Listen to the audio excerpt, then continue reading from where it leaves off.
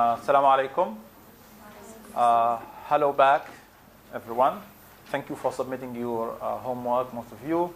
If you didn't already submit your homework, it's not good, but I'll give you a chance until tomorrow at 11 o'clock. If you don't find me in my office, you just slip it under the door. But I will deduct marks from you if you are late. Because if you submit on time, you get the full mark for submitting on time. So today, we have a review class. We'll see what questions you have about the course. أبدأ تاني؟ أوكي. لازم أسعيد من الأول ها؟ الآن بدي أبدأ يلا again. Come on.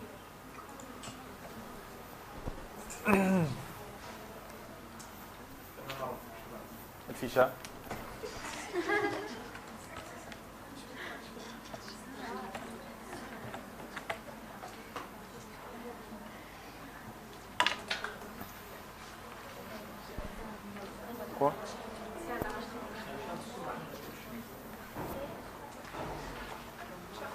This or this? الصورة واضحة يا أخوات.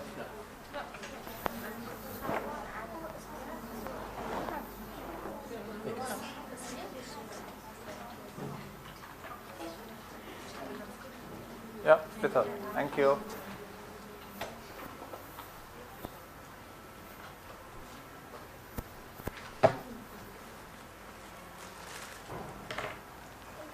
So, assalamu alaikum again, everyone. Thank you for submitting your first assignment for this course, and I'm really looking forward to grading them. I'm sure you did a good job answering questions about Shakespeare. Today I'll take a chance to give you a review session. Let's take a break. Let's not begin a new lesson because we're supposed to start with Marlowe and Ben Jonson as other Renaissance Elizabethan dramatists and playwrights and poets also who were contemporary to Shakespeare. They lived at the time Shakespeare was also alive and writing. So today we'll do a review. Please feel free to ask any question you have, and I'll do my best to try to answer the question. Okay? Yes? Can you also, everyone, if you want to ask question, please speak up. When two lines of verse rhyme, we call them couplet, right? Yeah. And the system and octave. When does the 8 lines have to rhyme, so we're going to call them system and octave? Okay. So when we spoke about the sonnet, remember the Italian sonnet? Yes. The sonnet was born in Italy with a Y, not I. And we spoke about Dante in brief. We spoke also about the other name, the other Italian sonneteer, the father of the sonnet, Petrarch. Is it a difficult name? Is it difficult? So Petrarch, C-H, Petrarch, exactly how you spell it. Now Petrarch is said to be the most important Italian sonneteer. There are actually other names in Italy, but this is what we want to focus on because of Petrarch, Henry Howard, and Sir Thomas Wyatt, they loved the sonnet. And again, remember, we always talk about the influence of Europe, of Italy, France, mainly Italy and France. Actually, the Renaissance started in Italy well before it started in England. So England was still being influenced by Europe, especially by Italy. So the sonnet, the Italian sonnet, is generally 2 parts. Remember, the form, the structure of the sonnet is 8 lines and then 6 lines. 8 lines and 6 lines. The 8 lines we call the octave. And this is the sisted. Sisted from 6. An octave, you know, octopus, because of the 8 tentacles. Now, the Italian sonnet almost always rhymes as A, B, B. A, A, B, B, A. Now this, you're answering the question. This is, in a way, 4 lines. Remember the 4 line, the quatrain? Yeah. Your question is, does this count as a rhyme? As a rhyming couplet? No. You know why? Because generally this stops here. Even, does this count as a couplet? No, it's part of the octave or the group of the stanza or the quatrain. However, if in your exam or you find 2 lines, somebody likes just these lines, and you look at them in isolation, you can't call them a couplet. It's okay. You can. If they are in isolation, because you don't know the context, you don't know. But generally, this is important. Generally, here they don't give one idea. That's the most important thing about the couplet, remember? Yeah, The same topic. It's like a paragraph, a prose paragraph. What is a paragraph?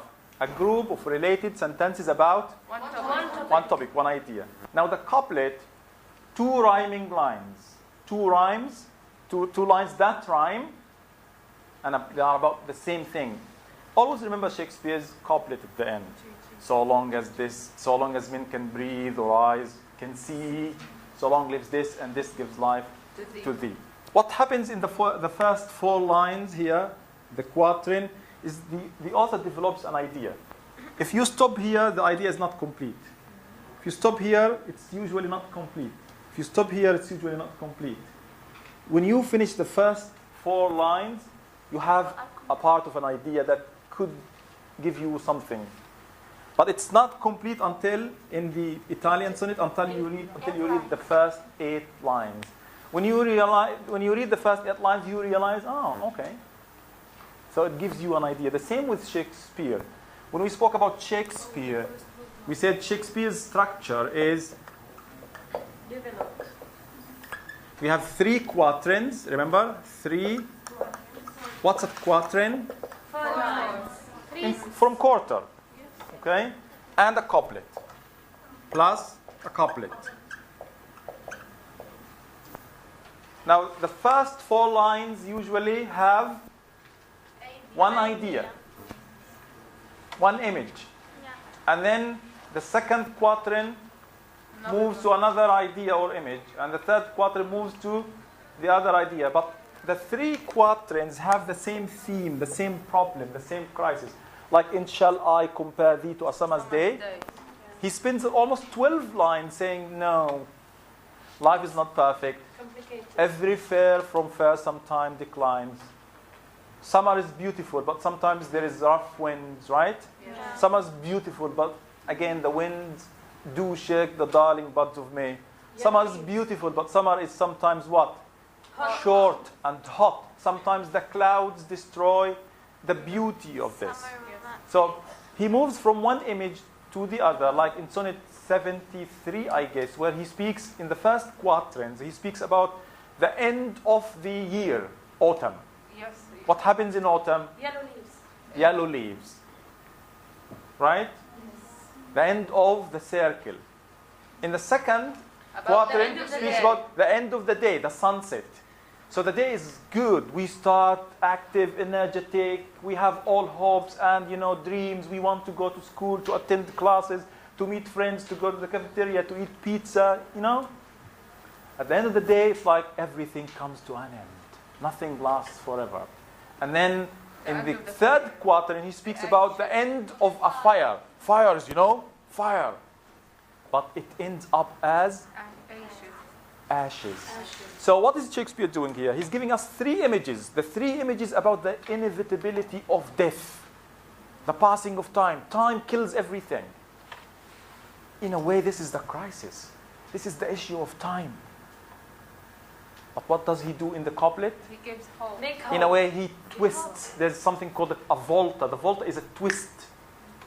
Where like in Sonnet 18, again, he says something like, I can't remember that couplet, like similar to 18, he says that but my poetry will live forever. My poetry doesn't die. My sonnet doesn't die. Reminding us of, again, how he believes in his poetry, giving us some kind of hope or closure or ending. So long as men can breathe or eyes can see, so long lives this, and this gives life to thee. So the couplet has one idea. So again, going back to your question, can we call this here a couplet? No. Generally, no. If you find them alone, wandering around, you could say that, but when you read them, they're not going to give you a full idea, like the idea of so long as men can breathe or eyes can see, so long lives this, or this gives life to thee. In other words, in your exam, I'm not going to give you 2 lines from here and ask you whether this is a couplet. I'll give you a full stanza. Either 2 lines, if it is complete couplet, or quatrain, 4 lines, or sestet, or maybe 8 lines. But we usually, because you're still beginning to learn English and English literature, I usually only focus on 2 liners. Okay? Any other question about the sonnet? Does anyone want to ask questions about the sonnet, the rhyme scheme, the importance of the sonnet, Shakespeare and the sonnet? Please do ask. Sorry? Not the sonnet? So, no more sonnet?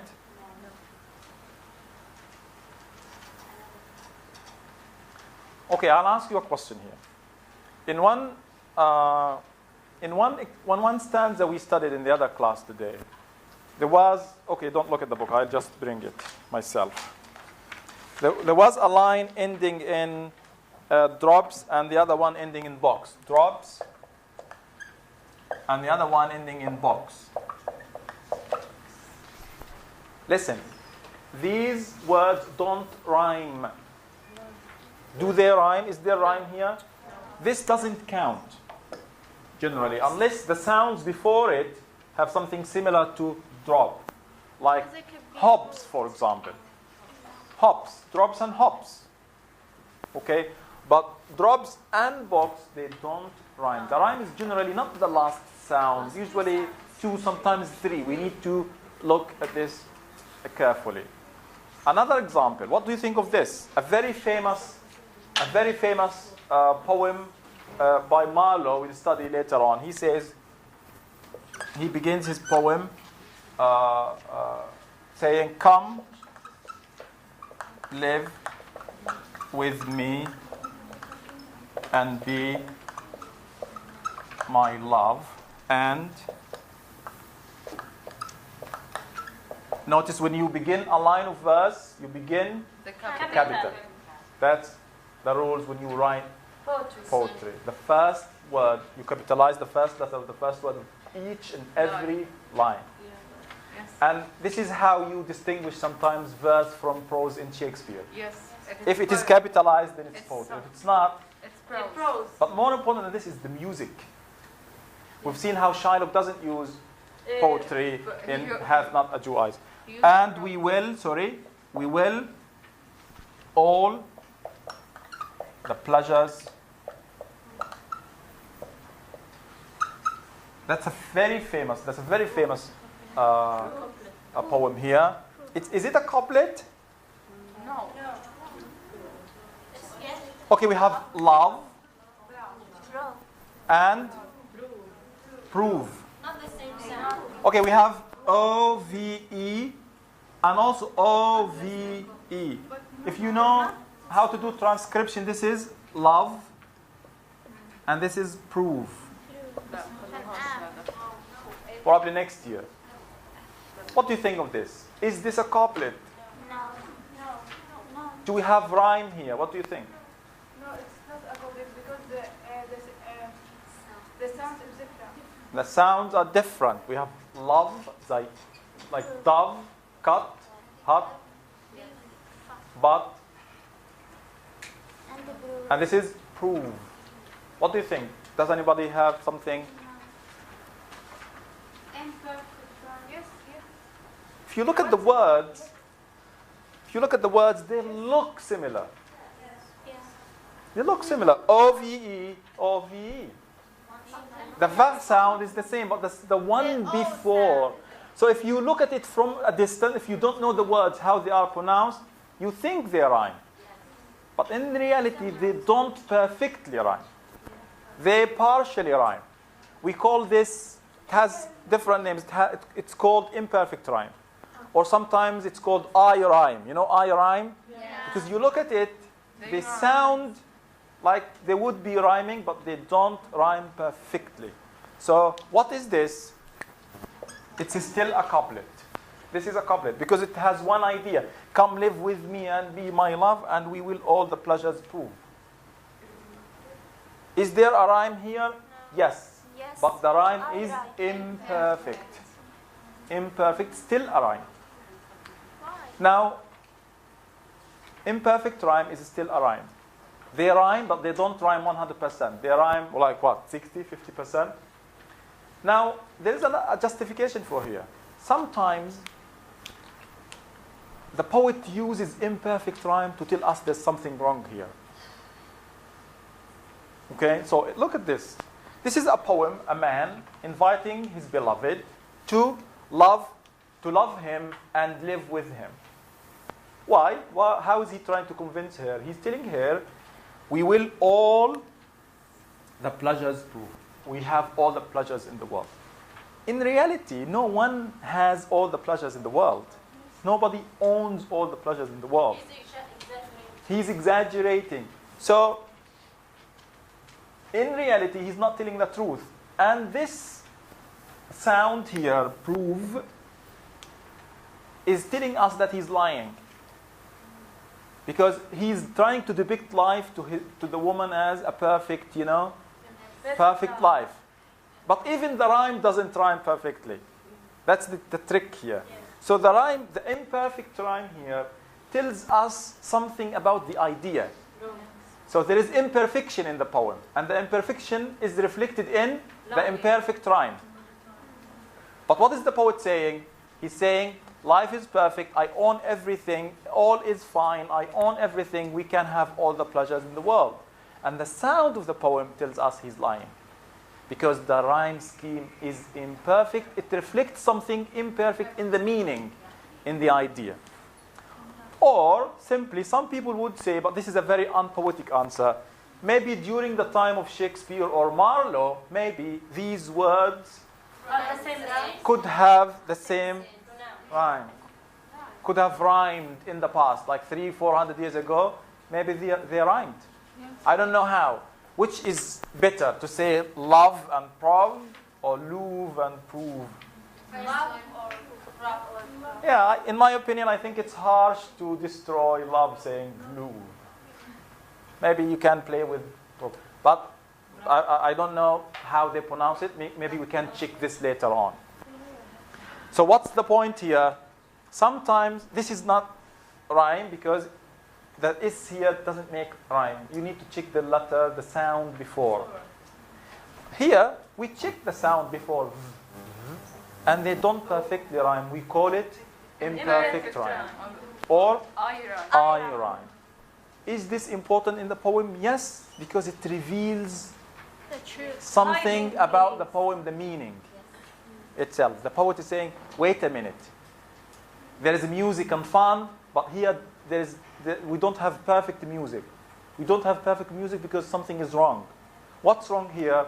A poet lying to his woman. And the title of the poem here is The Shepherds. The shepherd, the speaker, the character, the man saying, come live with me and be my love, is a shepherd. And a shepherd is generally a poor man who takes care of sheep. If you are a shepherd, it's impossible for you to have all the pleasures in the life, etc. Okay? No more questions about the sonnet? Please do ask if you have any.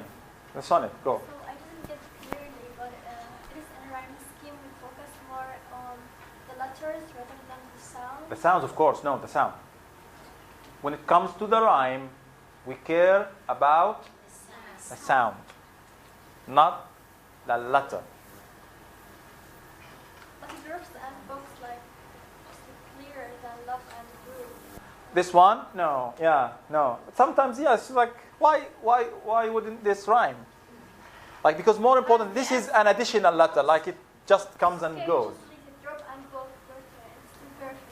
Drop, book. Drop and book? No way. Different sound. Drop, book, book, book. No way. Talking about the O's. No. Even like like even if we have, like if we say, for example, even if we say drop, it's not drop, it's drop, drop, drop, drop. It still doesn't rhyme, never rhymes. Drop and book, no way, there's no rhyme here. But with the S, does it rhyme? No, I don't think it rhymes here. But if you insist, it's okay, it's not a big deal. Yes? If there was a text and you asked us to write the rhyme scheme, and there was drops and books, shall we write drop A and books B? Yeah. But if you don't, because you're still beginners, it's not the end of the world. The same with love and blue. Shall we write No, but this one, there's rhyme here. There is rhyme here. But it's imperfect. This is clearer than this in many ways. Good question. So, because this is not year 4, you're not about to graduate, you're still starting your life learning English poetry, and you're not native speakers. So sometimes there's a lot of flexibility. Yes? Go on, next. I want to ask something.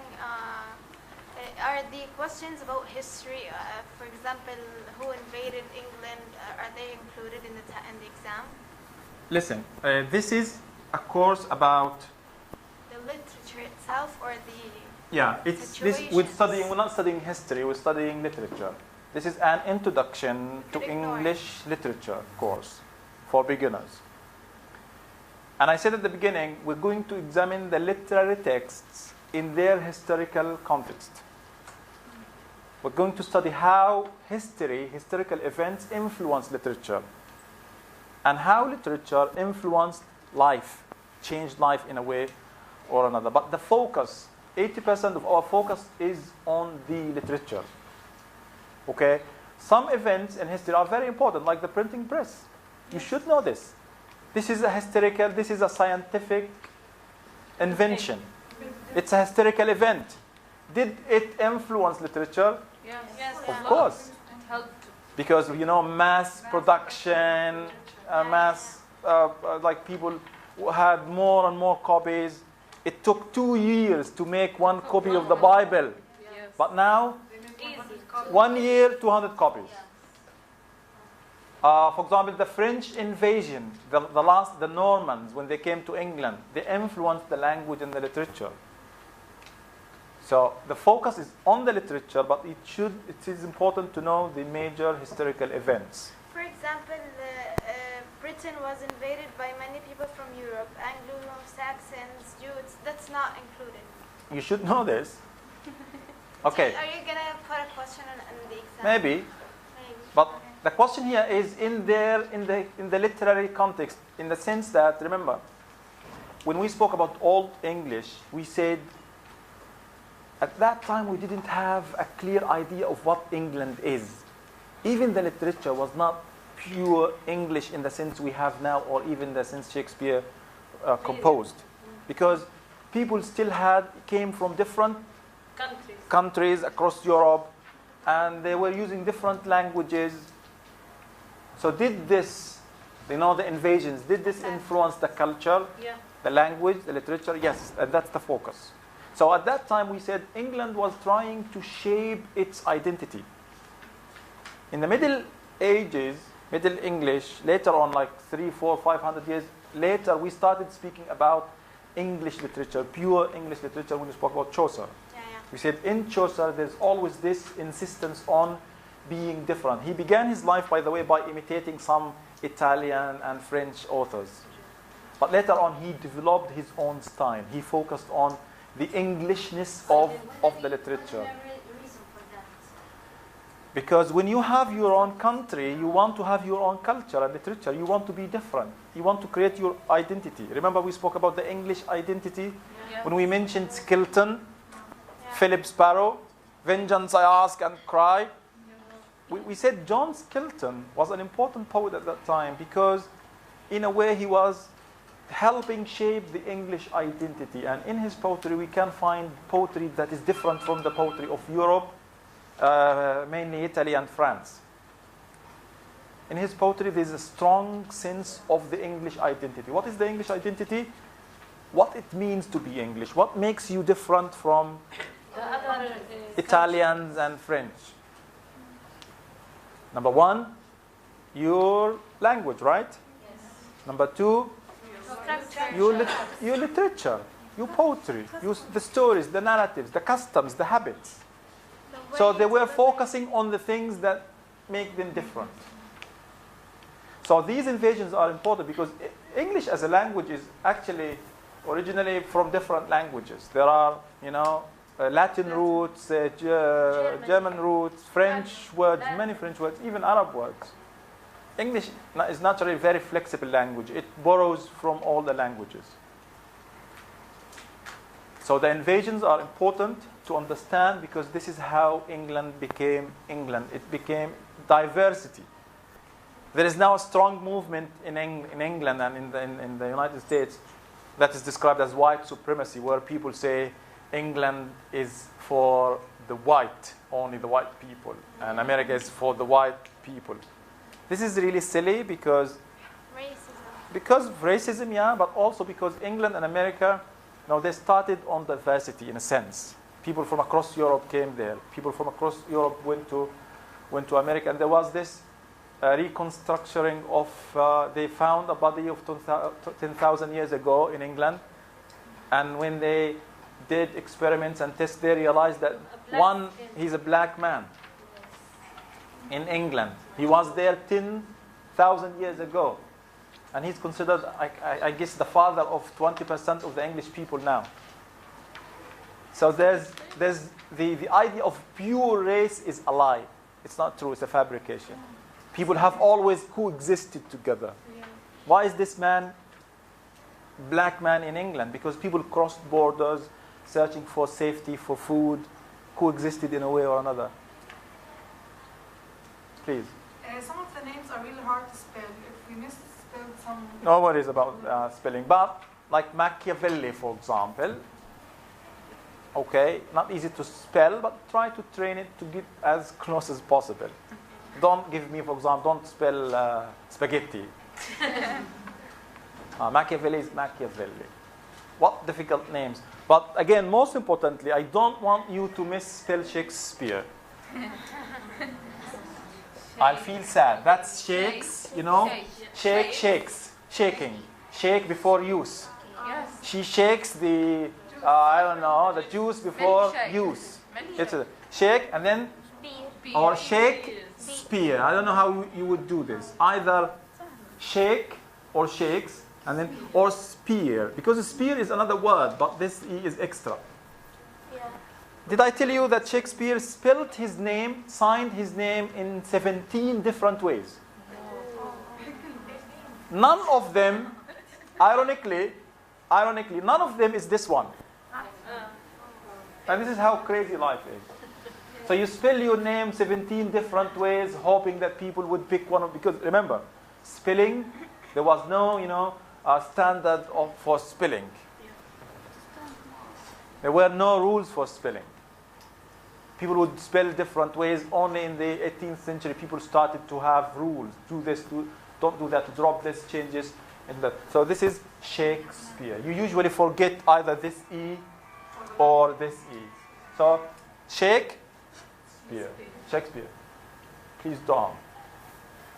Maybe he's going to feel sad if you do that. But more than this, we want to really appreciate Shakespeare for what he does. What other names do you find difficult? Beowulf? No. Chaucer, he is in Italian writings of Bassanio.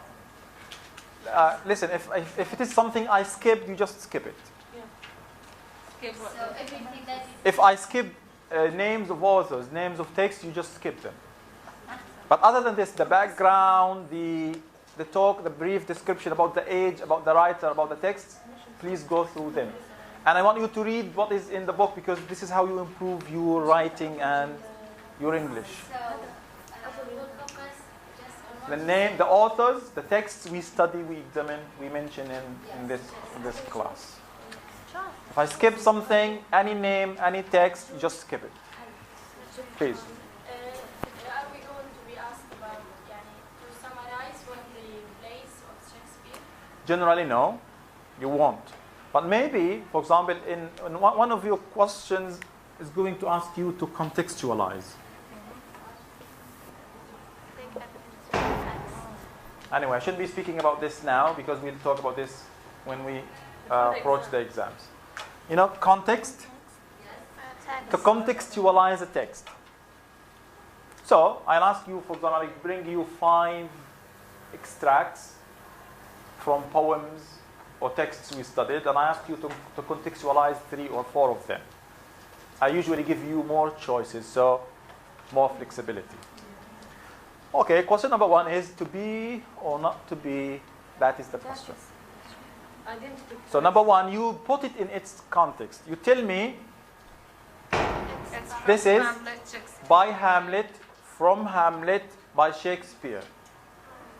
Hamlet is a tragedy of a young prince who wanted to take revenge because his uncle killed his father. Most importantly, focus on the text I give you. However, because Hamlet is a modern man, as a university student, he is in conflict. To kill or not to kill, to be or not to be, to die or not to die. And this is Hamlet's tragic flow. You know, tragedy, tragic? His weakness is hesitation. Sloth, hesitation. You know hesitation? To be or not to be. To kill or not to kill. Play or not to play. Exactly. He hesitates. That's it. This is called contextualization. But although he is a philosopher, nevertheless, he has a little gold in his coffer. This is from the Canterbury Tales by Chaucer. This couplet, this rhyming couplet, right? Okay, has irony, but probably before this, give me the context. It tells the story of a philosopher who, instead of collecting knowledge, is collecting money. There is irony here because Chaucer is making fun of the new habits of the society. Short paragraphs like these, okay? Clear? To explain the line. Focus on the line. What do we have in the line? When you tell me this is a couplet, you save yourself a lot of time. Instead of saying the rhyme and there is a rhyme and one topic, you say a couplet. Oh, excellent. So we should write the author and Okay, again, this extract is taken from Canterbury Tales by Chaucer. That's number 1. In this extract, in this couplet, Chaucer is criticizing the new habits of the society. Here, we have a philosopher who is interested more in collecting money than in knowledge. There is irony in a little gold, because a little gold is still a lot of money. Okay? Something like this. This is called contextualization. You don't have to memorize the lines, but if you do, it will really be fun for you. Just, I will not ask you to recite something or complete a line or something. But when you memorize, does anyone memorize anything? No. Other than have not a Jew eyes or something? You should, it's really fun. For God's sakes. Or shall I compare thee to summer's day? You feel like, oh my God, I know more English than anyone else. You feel proud of yourself. You feel confident. So long as men can... And listen, very easy. Seriously, one of the students, the boys, was telling me the other day that Shakespeare is difficult. I hate Shakespeare. I said, this is a misconception. This is a prejudice. Did you study anything about Shakespeare? Did you read anything about Shakespeare? Not much. When you read his poetry, to be or not to be, that is the question. Yes, it's not this simplistic, but it's easy to understand. So long as men can breathe or eyes can see. So long lives this and this gives life. That's why I usually advise myself, when you learn things about poetry, Shakespeare, go. All of you use social media. Post this on your Facebook, on Twitter, on Instagram, Snapchat. Use them in your life. Today I want all of you to go home, and when you have electricity, if you have electricity, you just type, and every fair from fair sometime declines. One of the most beautiful lines ever. Start shifting your life, your Facebook, your social media, everything into English, and I'm sure you're going to benefit a lot. So when people are, what does this mean? Your aunt or your uncle will be like, Yes. wow, we're proud of you.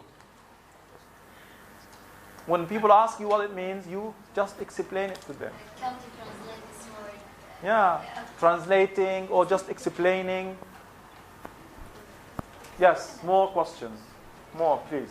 I always knew that Shakespeare's style is free verse. I never knew that his poems included the blank verse. Okay, Can you tell me the difference? Okay, Shakespeare mainly wrote in verse. His sonnets are classical English verse. But his plays, because when you write a 5,000 line play, you can't make them rhyme in any particular way. So generally this is called blank verse. What's blank verse? It's verse but doesn't rhyme. Generally in the play, because it's very difficult to make the whole play rhyme A, B, or A, B, C or something. And this is totally different from free verse. Free verse is something that appeared probably 200 years ago. الشعر الحر. Free verse. Generally in blank verse we have music, we have rhythm, but we don't have rhyme. Yes. We don't have rhyme. Free verse, generally no music and no rhyme. It's the poetry that most people write nowadays. 20th century, 21st century. Okay? In his plays, Shakespeare and Marlowe, they adopted blank verse. They don't focus, because if they want to focus on the rhyme, it's going to be really very restricting in a sense. Last point, 1 minute, yes? Have Chaucer wrote any other literary works other than... Of course, yeah. Of course. Many. And that's why he's the father of English poetry or English literature. We're only studying the Canterbury Tales. I'll stop here. Thank you very much for these questions. If you have more questions, feel free to ask. Thank you. يعطيكم العافية.